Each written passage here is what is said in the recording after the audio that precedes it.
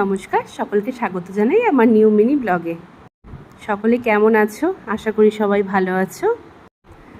আজ রথযাত্রা, জগন্নাথ দেব তার মাসির বাড়ি যাচ্ছে, তো সেই জন্য সকল বাচ্চাদের এটা একটা আনন্দের দিন। তারা সবাই রথ টানতে খুব ভালোবাসে এবং রথ টানাটা তাদের কাছে একটা খুব আনন্দের একটা জিনিস।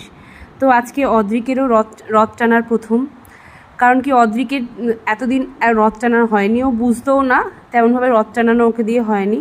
তো এবছর প্রথম ও রথ টানলো, তো খুব এক্সাইটেড ছিল।